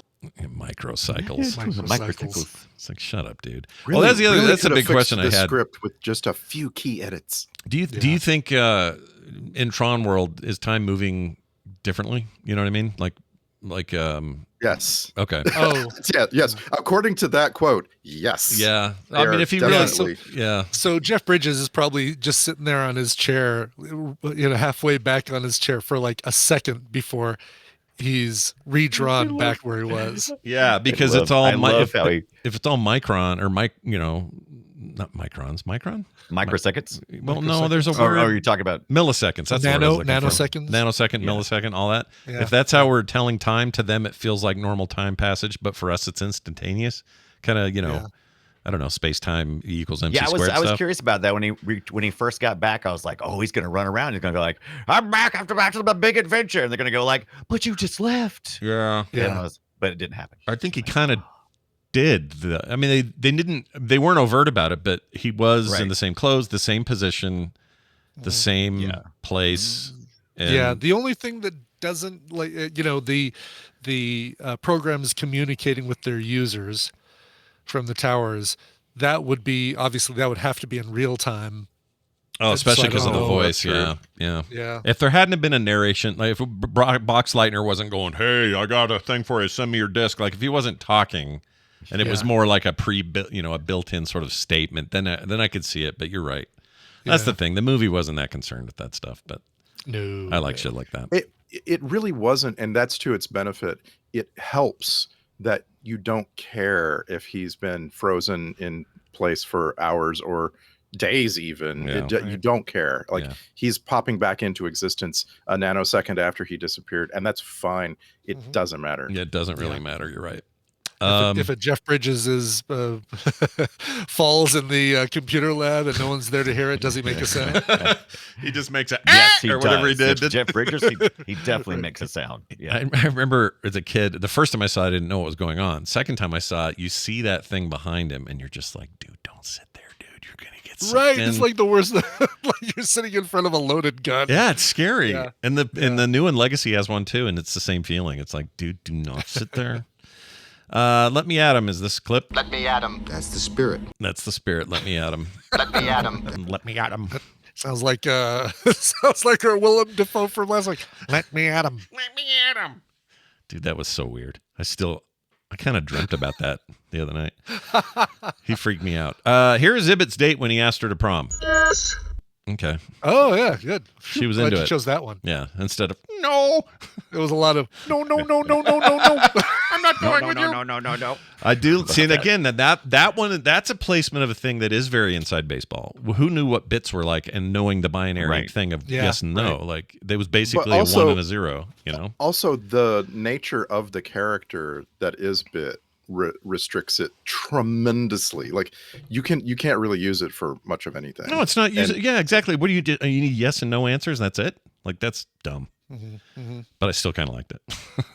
And it gave him an excuse to have a throbbing CGI floaty thing. So, they got to have that. Let's see. Oh, and this is your date getting real excited. All right. Sus. What do you say? Apparently, Yes. in the pantheon of film sack, that was my one good prom date. That was the one prom date that went well. Yeah, you seem to turn out all right in this one. She was only yeses and nos. So she's kind of boring, but whatever. Yeah. Here's Clue's death in Tron. That's when Clue died. Wow. I love this scream. It was so much fun. I don't know why I yelled like that, but I have to include that. Apparently died while having an orgasm. Yeah. Well, then we find out in Legacy, not really dead. Right. Clue lived. And he's a bastard with a very poorly CGI'd face. All right. When Jeff Bridges has to poo. Yeah. Wow. Yeah. That's when he was I have getting a tortured. sore throat from listening to that. Yeah. He can get loud. He can. I feel like Jeff Bridges has done that in 100 movies, though. Yeah. Mm-hmm. Oh yeah, he does it all the time. It's his deep. Yeah, it's his deep heart hurt. Yeah, it's because it's just your opinion, man. Here is what's this? I don't know what this is. Hello, Mr. Dillinger. Thanks for coming back early. No problem, Master C. If you've seen one consumer electronics show, you've seen them all. What's up? I like that he got back from CES. Yeah.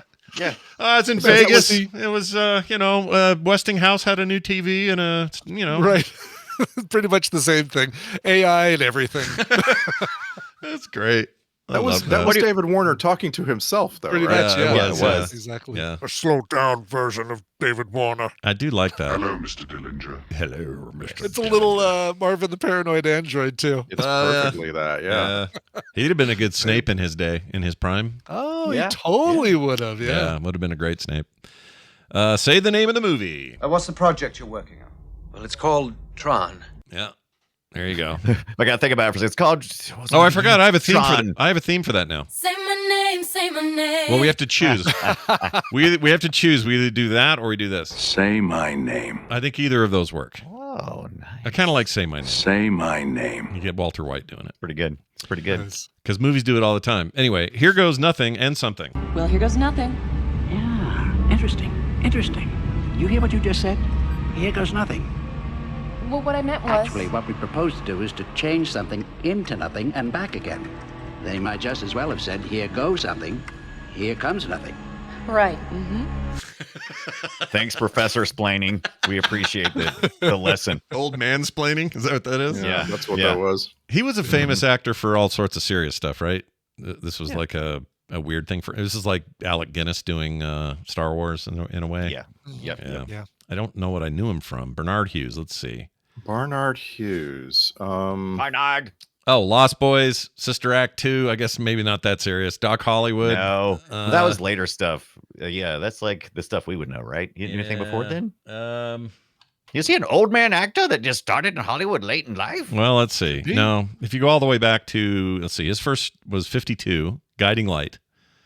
Ah, soap opera. Yeah, they all start on soap operas, don't they? Yeah. He had a long career, though. He was 90 when he died, 06. Pretty good. Ooh, 1950. $1 million incident. I want to watch that. I don't know what it is, but it sounds expensive. Yeah. I have a memory of him in The Lost Boy. Oh, he was the grandpa in that. Yeah. Okay. That was him? Okay. That was him. Get TV Guide. You don't need a TV. That's right.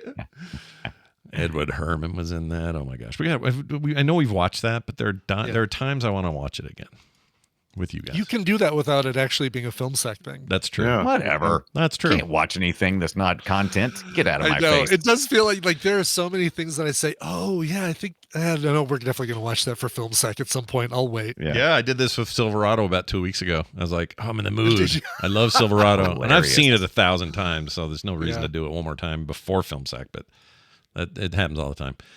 Here's another one. This is Flynn's History. Sherman, set the Wayback Machine for 3 years ago. Kevin Flynn, one of Incom's brightest young software engineers.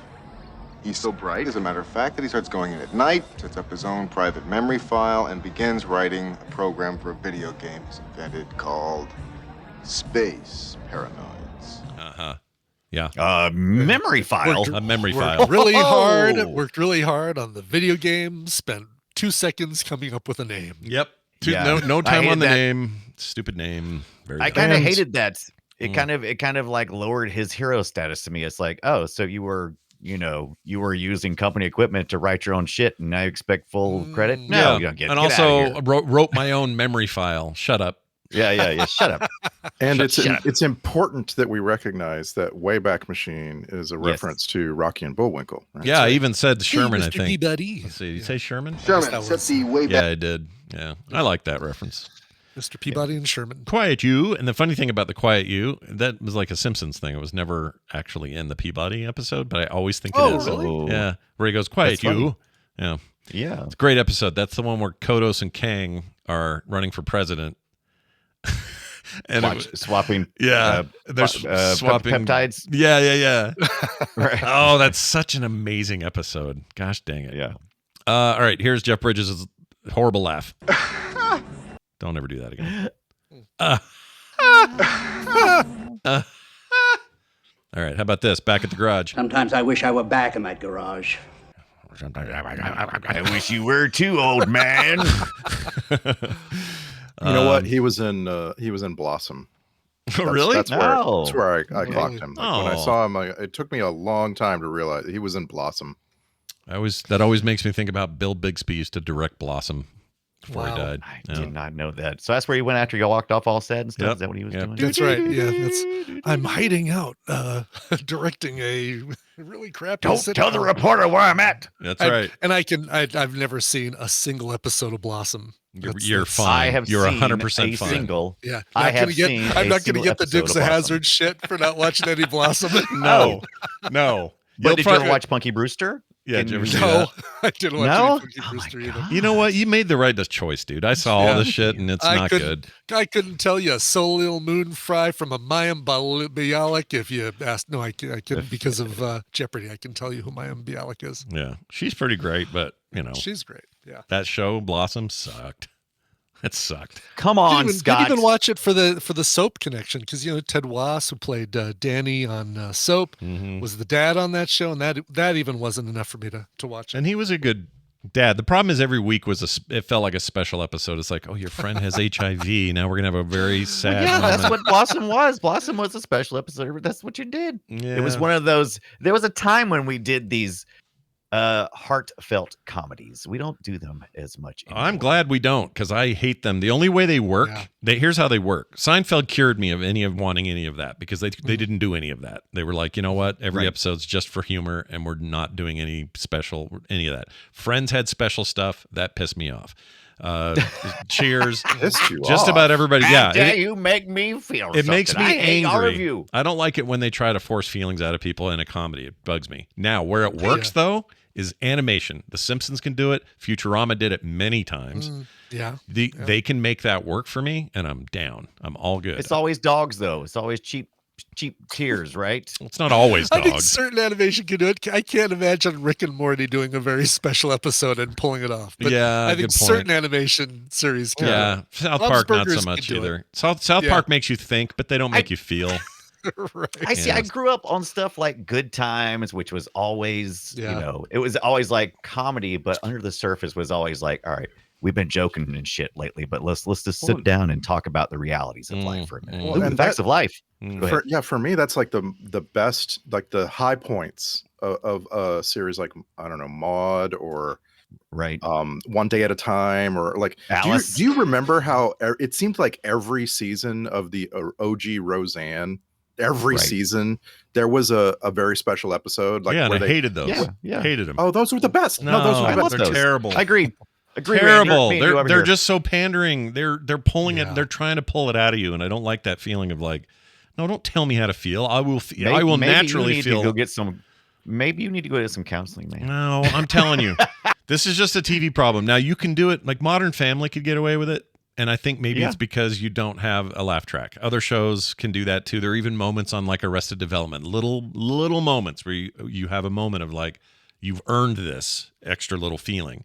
But when, Willis would come home and tell you that he has a friend who might be gay at school, and Mr. Drummond has to. I don't want to hear all that shit. What about the time he got molested? Was it? But that was a real. He didn't though. His friend did. Repairman. Yeah. He. Mr. Carlson molested his friend. He didn't get molested, but he was trying to help deal with it. It wasn't Arnold. Yeah, it was. What about the Oliver. time? Yeah. What about the time Edith got raped? Yeah, see, F that shit. Yeah. F that. That's not. I'm not saying that those aren't important topics. They are.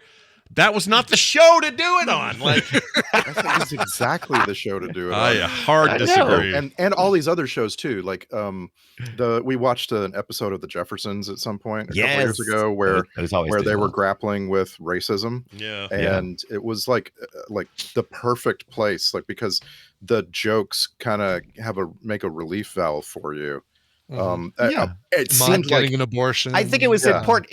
It was important because we used to have water cooler moments, and it was important for us to address those things as society. Yeah, but I don't need. It seems heavy-handed now. I don't need Arnold Drummond doing it for me. What I'm saying is, like, it's not earned. It's pandering. And when I'm being pandered to, I recognize it. I can tell when I'm being pandered to. Now, when when art is telling me some of this stuff and it's coming from a very true place, an honest place, I can tell the difference between that and going, it is Mr. perfectly Carlson. okay. It is perfectly okay that it does not land with you. I know that already. I already know that going into it. I know that going into it. I'm just saying, when I get pandered to, I can tell. And I think, and I don't like the importance of it in like what Randy was saying. I mean, there was a point where, we need to have a conversation about race or, rape or things that we couldn't talk about in general in society, and comedy was able to do that. When I was a kid, I watched The Fresh Prince of Bel-Air. I watched every episode. And a lot of times I was watching that show, my parents were sitting in the living room also. Maybe they had a magazine or a newspaper, but The Fresh Prince of Bel-Air was on the television. Yeah. And every third episode of that show makes a very important point about race relations and about policing and about how black families are, have different struggles. And I just want to believe that some of it got through to my parents, maybe. I've seen interviews. I've seen interviews, especially that this is a really good. I don't mean to talk. We're going way off topic here, but it's fine. I've seen many interviews with people who made shows back in that day where they did talk about it was important to have that conversation. It was the only platform they had, and they felt like if they didn't use that platform to express that, societal anguish, that they were not really using their platform at all. They were just, wasting it. It was a responsibility issue kind of thing, right? Like, like He-Man. No, I get where Scott's like He-Man or G.I. Joe had to have PSAs. They were required to. That was different. That was a government mandate that forced us. Yeah, to do and it. guess what? Those I are felt, hilarious. and I also felt pandered to every time I watched But one. those are hilarious. They are hilarious. Well, they're hilarious in the wrong way. Like when He-Man gets up and goes, "Hey, if someone touches you, yes, exactly. If somebody touches you in your swimsuit place, find a priest somewhere." And I'm like, no, don't find a priest. Don't find a priest. Talk to your mom. It just got absolutely. It feels unearned a lot of times. Yeah, that's all I'm saying. Yeah, I can tell when it's earned and when it's not earned. It's fine. Futurama earns it. Fifth season at the earliest. Can you do a special episode? That's right. All right. Here's the program's just not having any. That isn't going to do you any good, Flynn. I'm afraid. Stop, please. I like that bit. Stop touching it. Yeah. We're doing that. Please. I'm And gonna then the little orchestra flourish that like it's from Gilligan's Island. Yeah. Yes. Yeah, a little bit. Right. Which was ironically John Williams, which is funny. Violin stinger. Did you guys know the current singer for? I'm sorry, you just reminded me of this. The current singer for Toto is John Williams' son, and he's he's the same. It's also him who did the theme song for the Care Bears cartoon back in the 80s. Really? Oh, Isn't that interesting. Jeff Now there was a very Porcaro- special episode. Porcaro anymore? No, it's a new the drummer. They got a new Jeff, dude. Jeff Porcaro died 20 years ago. Yeah. Oh God, did he really? Is that right? No. His brother died. Dave Porcaro. Yeah, but there's some reason the singers Actually, changed. Jeff Porcaro died as well, 1992. Holy cow, I didn't know that. Huh. Hold on, let me find the current singers here. Past members, current members. Here Steve we go. Lukather. Yeah, Steve Lukather. Joseph Williams is his name. Joseph Williams is John Williams' brother. Son. Son. He's 63, so he's older, but his dad's ancient. And he's John Williams' to son. 88. He was lead singer from 86 to 88 as well, but that was post Rosanna, right? Post Toto 4, yes. Yeah, which was Toto 4 was the biggie. Was that post Africa then? Yeah, post Africa as well. They come out of that album, and Bobby Kimball is kind of like done for a while, and they bring in Joseph Williams. And man, the next two albums, I love those next two albums. Joseph Williams is such a perfect voice. Like everything about him, his range, his tone. I have another weird piece of data to share. He was the writer and original lyrics creator and sang the original spec for it for the Ewok celebration song from Return of the Jedi. Oh, nice. Really? Yeah. Yub Yub or whatever it's called. Yep. That's amazing. He also did some other stuff with, he collaborated with his dad a lot, it looks like. And the series Miracles, Care Bears, and I can't find there's another one in here. Anyway, that just stuff like that blows my mind. I feel like the Care Bears are like judging you with that Care Bear stare thing. Always. Always. Yeah. They're bastards. I mean, that name had to come from somewhere. Yep. Yeah. All right. Lapty Neck. That's the name of the song. Yeah. What is it? Lapty Neck? Lapty Neck is the name of the Ewok. Oh, that's the name? I didn't know that. That's the name of the Ewok celebration song. I actually have a version of that done by not done by Miko, but done by it wasn't Kraftwerk. Shoot, hold on. Give me 2 seconds. I'm gonna find it. I love it. Because it blew my the Ventures. So the okay. Ventures released an album called Space 2000, but they released it in 2002. And it had covers, instrumental covers of all of the Miko disco covers of all the things like Star Wars, Star Trek, wow, including the Ewok song and the Jabba's Palace song. Yeah. Those disco songs used to be part of my tape rotation. Sure. I used to love that stuff. Yeah. Here's I still have a few of these. Let's get through these. Can I give you one more piece of Toto trivia? Give it. Of course. Give it. Ooh. So they're known for named after the dog from Wizard of Oz.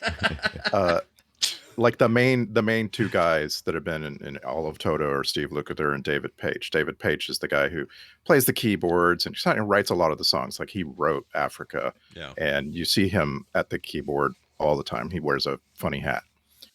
Also on keyboard for Toto 4, that album that you think of with Africa and Rosanna, that towering giant album from Toto. Yeah. Also on keyboards, James Newton Howard. What? Oh, really? Wow. Yeah. Really? Crazy. What was, and then, that's great. He wasn't doing film stuff then, I guess. Yes, he was. He was. He had Okay. collaborated. He collaborated with Toto on the Dune score, and so they were still like working together at the time. Oh, the Lynch Dune, right? And oh my gosh, you guys! By the way, I'm sorry, we got 3 of us saw this last night, or in the last couple of nights. The Hans Zimmer business in this new Dune.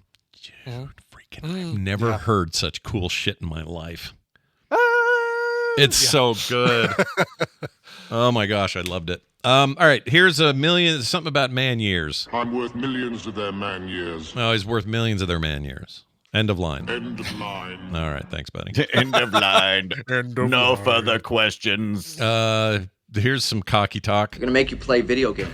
Okay, no sweat. I play video games better than anybody. I love that. Later. I play video games better than anybody. Like there's another similar line that's like, I wrote the perfect program or the best program.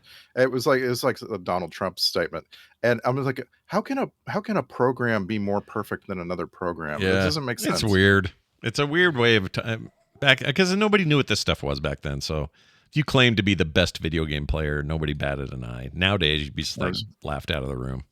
Yeah, there's only 2 video games. Yeah, there's only 2 games. It's Pac-Man and Space Paranoids. Paranoids. Yeah. Pong, right? Pong's around.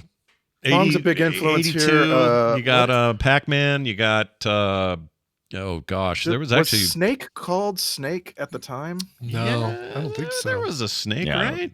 Was there a snake back then? I didn't think like Snake was a thing until the 90s. No, Snake. Well, Snake had a resurgence because of phones, because of Nokia. Yeah, the Nokia. Oh, was there? Okay. Here it is. Where is it?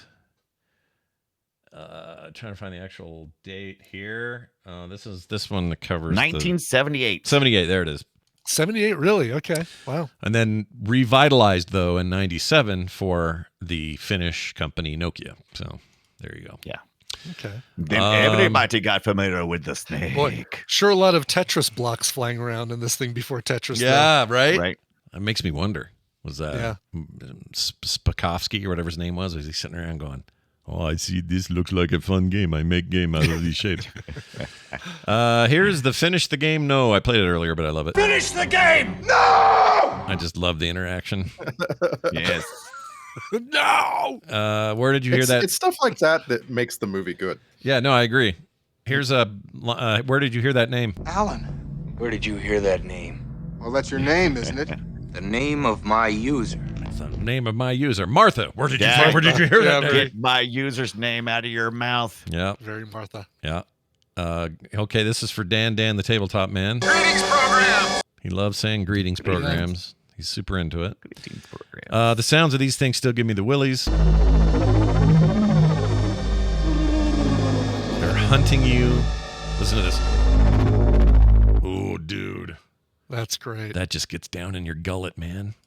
Love And it. it really holds up. The sound effects like that have not really gotten better than that. Like I that's agree. what that Sound works amazing in this movie. Also, the music is appropriate. I would say it's a little too of its time in some ways, because even the new movie's the Daft Punk soundtrack, the score stuff is very synthy to its strength, but this didn't pull me out the way a lot of these do. Partly, I guess it's because it's Tron and everything's computery and stuff, but that stuff held up. I was impressed with all that. And the Journey song. There's a Journey song that we hear when we go to the arcade, and really? apparently it lasts for many, many minutes. Oh, I thought that was. Oh wait, well, that's in Legacy also. Did they do it in the? I don't remember it in this one. Did they do it in this one?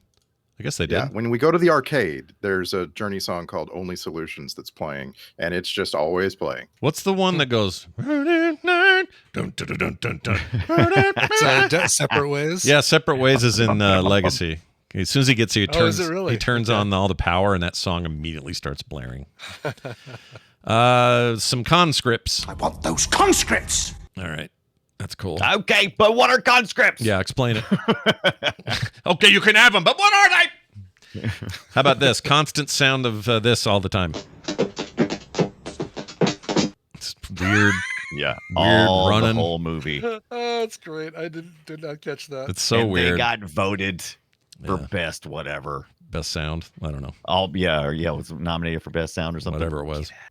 Another one of these. Yeah, greetings, program. Except that's just It's a program. much clearer one. Awesome. Yeah.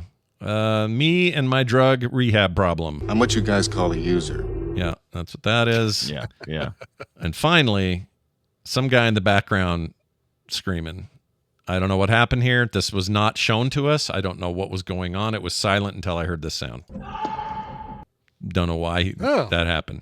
It wasn't even this was toward the end where they're all kind of standing around trying to decide how they're going to get out of this problem. So the old man's out of his weird, cozy Egyptian looking. His thing that made him, I don't know. Maybe it's his toilet. I don't know what the F's going on with that big thing. But they're all there, and there's just a guy in the background. I'm sure the idea is somebody's being tortured, or Oh, okay. 'Cause It sounds like he's getting hit in the kidney with a really hard frisbee. Yeah, like here comes the frisbee. That's probably what happened. Yep, got hit right in the nuts, and then this. All right, Still makes me laugh every time. That is like my favorite scream. it's pretty good. All right, on that note, it's time for the checklist.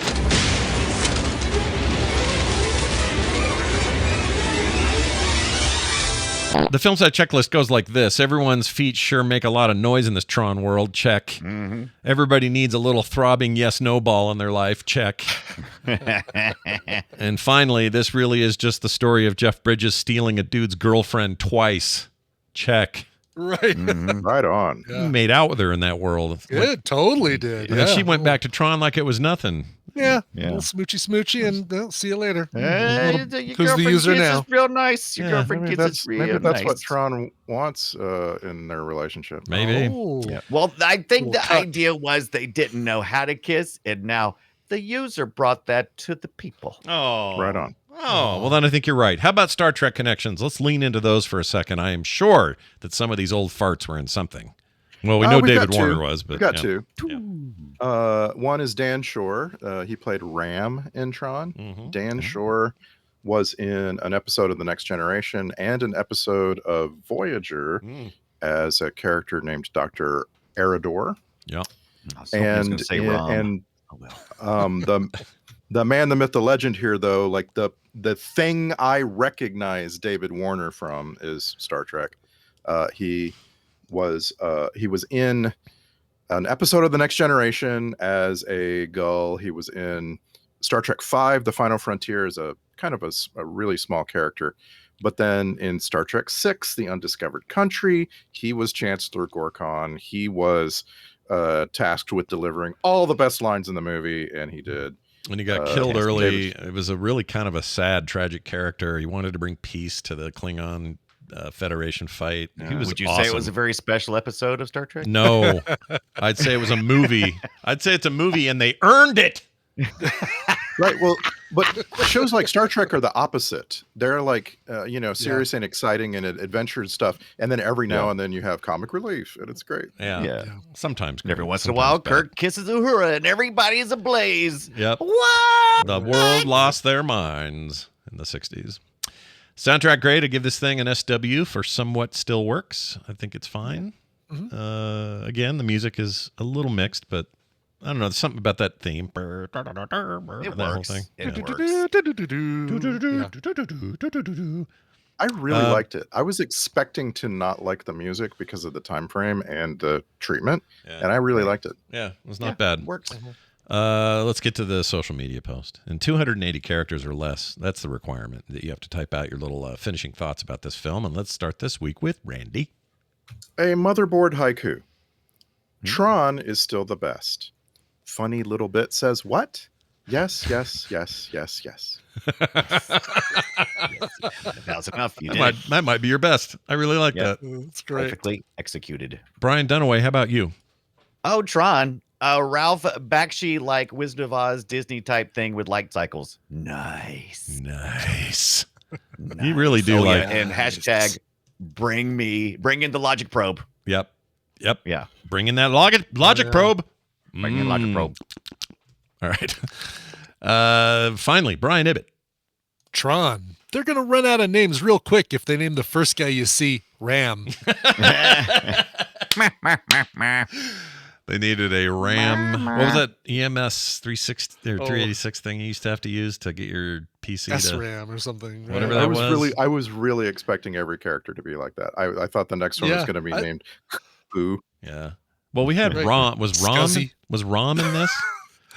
There was no Rom. There was no Rom? Okay. There was no Rom. There should have been a Scuzzy. Hey, I'm Scuzzy. I'm Nice Scuzzy. to meet you. Yeah. How's it They going? did say something about Scuzzy. I thought there was. Yeah. No, at the beginning he says, come on, you Scuzzy Data. That's it. Scuzzy Data. Jeff Bridges when he's initially trying to hack in. Because I think the Scuzzy... With his weird curly hair that we see at the very beginning. The Scuzzy standard wasn't out yet, right? By then? We to find out. I'm sure. I'm sure. You'd be surprised at how much stuff single-ended is parallel preconceived. Scuzzy. I can tell you right now. There are new Scuzzy standards as recently as 2017, but I'm looking for the origin. 1979. 79. 1979 and publicly disclosed 1981. 81. So a year, probably while they were filming, so they didn't know. Yeah. I used to have an amazing Scuzzy scanner. I think it was a beast. God, scanners were such a thing. People don't know the struggles of the flatbed scanner generation. Oh, dude, I know. Parallel ports and all that shit. And guess what? Now you just whip out your phone and you got your PDF document in 2 seconds. Yeah. You don't know how good you've got it. Put that in the next Tron movie. All yeah. Right. Let's now move to Brian. Did we do Brian Ibbett? Yes. Nope. Did we? Yes, we did. Okay. Yeah, do it again. Do it again. Run out of names if you name the first guy you see Ram. Oh, yeah. Talking about Scuzzy and yeah, we got it all on the. It just felt like a conversation. Exactly. Oops. Right. All right. Excellent. Well, that was the genesis for this entire discussion. All right. Now this. Now I feel Scuzzy. I feel a little Scuzzy. I have this in my hands. This is a little piece of paper. It was just handed to me. This is the titles that were proposed for this film before they settled on Tron. It was almost called Tron with the Wind. Or Master Program and Commander Line, the far side of the Word document. That's very good. Nicely done. That one took a while. All right, let's get to the quick emails and texts here this week. We got one at filmsack@gmail.com from Neil Morgan, who says, "Hey there, guys. Long time, first time, and long time patron supporter of Frog Pants." Well, thank you very much. The Ninth Gate is an excellent movie to watch for episode 666. It has lots of devil stuff, very sackable, but also very watchable. Cheers, says Neil. That's a really good suggestion. I don't know what that movie is. That's one I've always wanted to watch and just haven't gotten to. That's a Johnny Depp movie. Is that the one? Okay. Yeah, and I think it's on Amazon Prime. So. This is based on it's got Frank Langella in there. This is based on it's a Roman Polanski movie. Would that be the first Polanski movie we ever saw? May not be any valid sources though. We got Tubi, the Roku channel. None of the usual sources we use. We don't have to be disgusting perverts to watch a Polanski movie, right? do we get put on a list if we watch a Polanski film? Yeah. Did some of his taint rub off on us if we watch? Well, anyway, the word taint was poor use. Yeah, that's right. Yeah, should have thought of something else. Anyway, we'll see. We're making a list. We're talking about it. Yeah. We're thinking. We'll think of this one as well. Neil Morgan. Tattoo Gigolio wrote in via text. This text number is 801-471-0462. Keep your texts and voicemails coming. They said, "Hey, Sackers, just got finished listening to the one about Black Hat. I believe the topic of getting a pro out of prison, he spelled this wrong. Anyway, the help that was brought up, The Rock being a great example. Well, I have another one, The Jackal. Richard Gere is an IRA guy released to help find an assassin, a.k.a. Bruce Willis. I think it's fun and a sackable movie with Jack Black in an awesome cameo. Would love your take on it. I also think about Tough Guys with Burt Lancaster, Kirk Douglas, and Dana Carvey, if it was ever streaming." Yeah. The Jackal, I thought we did, and so I looked it up, and we haven't. Did too. I don't think we have. I think we did something. I'm mixing it up with the one where Banderas is the assassin. Let me. Is that just called Assassins? I can't remember. Jackal. Wasn't there an assassin? We have not sacked Jackal. Jackal is not. Yeah, we've God, not. Why done did I it. watch that recently? I have no reason to watch that thing, and I know I've seen it in the last 5 years, and I could have sworn it was Assassins. Yeah, I don't know what that is. So, I mean, I know what it is, but I swear we saw it. If we haven't seen it, it seems like one that we could do. Yeah. I don't know anything about Tough Guys. Anyone else seen that? Is that a thing? Yes, I saw that in theaters in the 80s. Forever. Yeah. And it's funny. Like it's like Dana Carvey's the son of one of the two of them, and they're old men, but they're weightlifters. It's almost Mendelbaum. Yes, it's like kind of that Mendelbaum joke for 2 hours, but I don't know. Is it too funny for Film Sack? Is the thing, or too intentionally comedy for Film Sack? Dana Carvey, Charles Durning, Eli Walsh. I like him. A former Baron Harkonnen, by the way. Oh yeah, right. Was he? Oh yeah, he was. Yeah. I just think of him as like such a regular with anything the Coens ever did.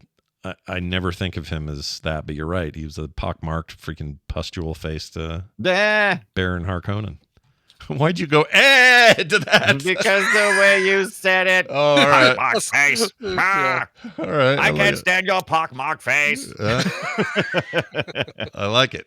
All right, that's it for that. We will consider all of those things. Again, 801-471-0462 or filmsack@gmail.com. That would be fine. And also, if you have not yet done so, please become a patron. Be like Neil Morgan, Fenrock, Illusioned One, Ryan. These are just a few folks who have joined us recently over at patreon.com/filmsack. They get art in the mail. They get monthly host episodes. I forgot who's next. Hold on a second. It's you, Scott. It's me. I'm doing it. It's the you, Scott. It's a you. As if, you know what? I know it's pinned, but it's hard to go get it quick. Anyway, that'll be me. I'll be doing it this month, and I'm very much looking forward to it. You just heard Randy's. More of those on their way. And if you want pre-show content every week, good news. You get that as well, and you'll never get ads. There's lots of reasons. I could name them all, but you should go read them yourself at patreon.com/filmsack and join us today. Our next film will be... Oh, I forgot what we're doing. It's definitely... Silverado. Oh, Silverado. Sweet. Ooh. I love Silverado. Kevin Kline, Glover, and Costner. Yep, Costner, Glover, Kline. I wonder what Ibbott's doing next week. Not that anymore. I know. You're going to have to avoid that hard. Don't forget John Cleese. Very fun little short role in this. Brian Dennehy. Jeff Goldblum. Wow. That little lady who's tiny. Linda Hunt. Her, yep. How did also you from Dune? How did you know immediately who I meant when I said little? I tiny don't know. lady? I think because we were talking about the Kyle MacLachlan Dune. She was in that too as the. Wasn't she one of the Bene Gesserit? Oh, right. She was one of the. Yep, she was one of the religious freaks. Take a hand in the box. You know who else is in that? That's great, and he's only in it briefly. Is and you all know him now because you see him all the time. Hold on, his name is Patrick Stewart. No shit. This was like one of his first things. Well, we didn't mention Scott Glenn. He's also great. Yeah. Oh, and what's his face from Quantum Leap? Second. Oh, right. Dean Stockwell. Dean Stockwell. Hold on. Lawrence Kasdan directed this. He's responsible for writing The Empire Strikes Back. Guy's got cred. Yeah. And I cannot find the other actor I was going to say, but you'd know him. I'm killing time here. Where is it? Shit. Richard Jenkins. Thank you so much, Scott. Oh, really? Jenkins is in this. Oh, yeah. cool. Tiny little weaselly part, but it's great. He's very good in it. Goldblum, Dermot Glover, McRolney is in it. Rosanna. Oh, man. Oh, great. Some more of the stellar acting from Rosanna Arquette. Yeah. She's actually not bad in this, if I remember right. But it's been a few minutes. Anyway, I love this movie. Man himself, Jeff Fahey. Yep, Jay Fahey's great. It's a very cool Western. I'm a giant fan.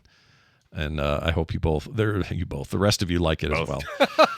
I hope our 2 listeners enjoy it as well, I guess is what I'm saying. That is going to do it for us. Big thanks, everybody, for watching, listening, hanging out, whatever it is you do to get this show. Filmsack.com for all those ways of doing it. And if you can leave us a review wherever you get your shows, that'd be great. That'll do it for us, for me, for Brian, and for Randy. End of line.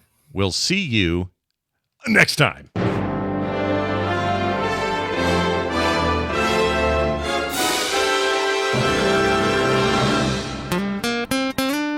Get more at frogpants.com. I can't play these video games. No, you can't. I can't. God.